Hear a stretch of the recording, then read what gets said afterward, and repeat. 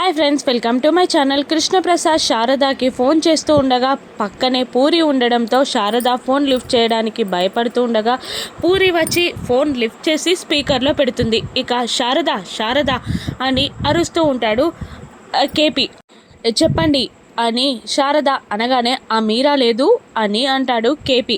మీరా గురించి నాకు అనవసరం, ఉంటే ఏంటి లేకుంటే ఏంటి అని శారద వెటకారంగా సమాధానం ఇవ్వగానే అది కాదు చారు అని ఏదో చెప్పబోతూ ఉంటాడు కేపీ.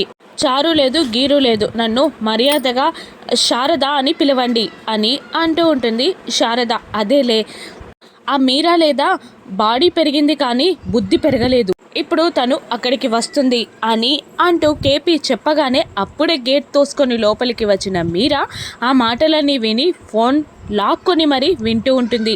ఏంటి అని మీరా అడుగుతున్నా కూడా అది శారదా వాయిస్ అనుకొని ఆ తింగరబుచ్చి లేదు ఈ అపూర్వ నాటకం ఆడగానే భూమి కోసం అక్కడికి వచ్చేసింది. ఏదో ఒకటి చెప్పి ఆ తింగరబుచ్చిని బయటికి పంపించేయి అని కేపీ అంటూ ఉంటాడు. భూమి ఇక్కడ లేదు, వాడు నిజంగానే భూమిని ఇంటి నుండి గెంటేశాడు అని శారద అనగానే అదే మాట చెప్పి గెంటేయి దాన్ని కూడా అని అంటుంటాడు కేపీ. అదే చెప్పేస్తుంది లేంది, అదే చెప్పి ఈవిడ ముఖం మీద తలపేస్తుంది, మీరు నన్ను తింగరబుచ్చి అనండి అంటూ కాల్ కట్ చేస్తుంది మీరా.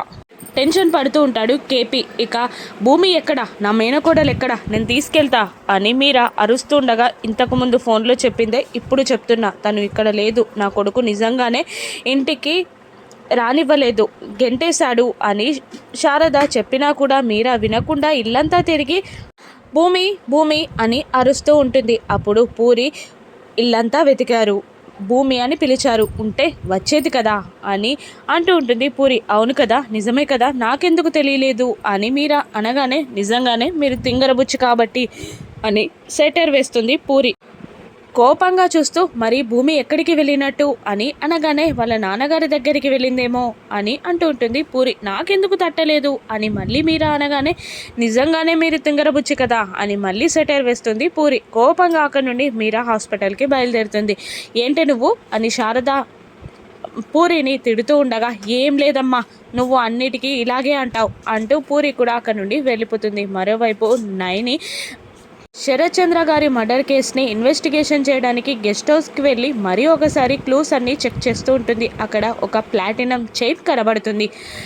ఇది శరత్ చంద్ర గారిది అని అక్కడ ఎస్ఐ అంటుండగా లేదు, హత్య చేయడానికి వచ్చిన అతనిది కావచ్చు అని నైని సస్పెక్ట్ చేస్తూ ఉంటుంది. మరోవైపు చెర్రీ కూడా తన చైన్ పోవడంతో ఇల్లంతా వెతుకుతూ ఉంటాడు. ఇక బిందు వచ్చి భూమిని ప్రేమించినప్పటి నుండి నువ్వు అన్నీ పారేసుకుంటున్నావు అంటూ వెటకారంగా మాట్లాడుతూ ఉండగా నువ్వు ఇంకొకసారి భూమి పేరు తీయకు అని అంటూ ఉండగా ఏమో తెలీదు, నీకు భూమికి పెళ్ళవచ్చు కదా అని బిందు అంటూ ఉండగా లేదు, అన్నయ్య గురించి తెలుసు కూడా, నువ్వెలా అంటున్నావలా అన్నయ్య భూమి కలవాలి అని చెర్రీ అంటూ ఉంటాడు.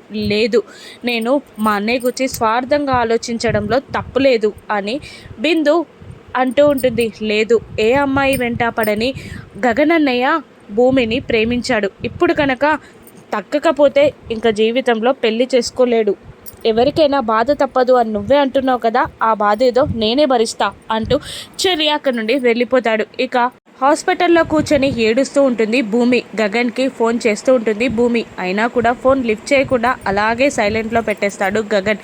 అప్పుడే శారద అక్కడికి వచ్చి భూమి ఫోన్ చేస్తూ ఉండడం గమనించి ఏంట్రా భూమి ఫోన్ చేసినా లిఫ్ట్ చేయట్లేదు అని అంటూ గగన్తో మాట్లాడే ప్రయత్నం చేస్తుంది శారద. ఎందుకు మాట్లాడాలమ్మా, నేను మాట్లాడను అని అంటుంటాడు గగన్. నిజంగానే భూమిపై ఉన్న ప్రేమని నువ్వు వదిలేస్తున్నావా అని అంటూ ఉండగా ఒక్కసారిగా ఏడుస్తూ తన ప్రేమని నేనెప్పుడు మర్చిపోలేనమ్మా, లైఫ్ లాంగ్ తన ప్రేమ జ్ఞాపకాలతోనే బ్రతికేస్తాను అని అంటుంటాడు గగన్. ఆ మాటకి మనసులో ఇంత ప్రేమని పెట్టుకొని భూమిని అలా ఎలా గెంటేశావురా, పాపం తను ఎంత బాధపడిందో తెలుసు కదా, తను ఎంత బాధపడి ఉంటుందో, మేము కూడా ఇంట్లోకి తీసుకొచ్చే ప్రయత్నం కూడా చేయనీయకుండా చేశావు అని శారద అంటూ ఉండగా ఇప్పుడు నేను తగ్గినా ఫోన్ లిఫ్ట్ చేసి మాట్లాడినా తనలో ఆశలు రేకెత్తించిన వాడినవుతానమ్మా. నేను గెంటేసింది నేను ప్రేమించిన భూమిని కాదు, ఆ శరత్చంద్ర కూతురు భూమిని అని అంటుంటాడు గగన్. నీకు పిచ్చి పట్టిందా అని శారద అరుస్తూ ఉండగా, లేదమ్మా, ఆ కుటుంబం వల్ల మనం పడ్డ కష్టాలు నేను మర్చిపోలేను అని అంటూ కోపంగా ఇక జీవితంలో భూమితో గడపలేను, ఆ ఇంటి కూతురు నాకు అవసరం లేదు, నేను భూమిని వదిలేస్తున్నాను అని ఆవేశంగా మాట్లాడుతుంటాడు గగన్. శారద బాధగా చూస్తూ ఉంటుంది గగన్ని. మరోవైపు మీరా వచ్చి భూమి అని అనగానే వెళ్ళి హత్తుకుంటుంది. భూమి, పదమ్మ మన ఇంటికి వెళ్దాం, నిన్ను మహారాణిలా చూడ్డానికైనా శరత్చంద్ర అన్నయ్య కోలుకుంటారు, అపూర్వ పిన్ని కూడా మారిపోయింది, నిన్ను మహారాణిలాగా చూస్తుంది అని అంటున్నా, నేను రాను అని అనేస్తుంది. భూమి, ఎందుకమ్మా అపూర్వ వదినకి భయపడుతున్నావా అని అంటుండగా, లేదు, నేను అపూర్వ పిన్నికి భయపడట్లేదు, నేను ఎంతగానో ప్రేమించిన వ్యక్తికి నేను ఆ ఇంటికి వెళ్తే పూర్తిగా శత్రువునైపోతాను, నేను అది ఇష్టపడట్లేదు, నా ప్రాణం గగన్ అని అంటూ ఉంటుంది భూమి. వాడొక్కడి కోసం మా ఇంటిల్లి పాదిని వదిలేస్తావా అని అడుగుతుంటుంది మీరా. ఖచ్చితంగా వదిలేస్తాను, ఆయనే నా సర్వస్వం, ఆయనే నా ప్రపంచం, నేను ఆ కాడికి నా ఐడెంటిటీని వదులుకుంటాను అని చెప్పినా కూడా ఆయన వినట్లేదు అని ఏడుస్తూ, గగనే నా ప్రాణం అంటూ నేను ఎక్కడికి రాను అని భూమి తేల్చి తెగేసి చెప్పేస్తూ ఉంటుంది. ఇప్పుడు ఏం జరగనుందో, గగన్ భూమి ఎలా ఒక్కటవుతారో రాను ఎపిసోడ్స్లో చూద్దాం. Thank you for watching.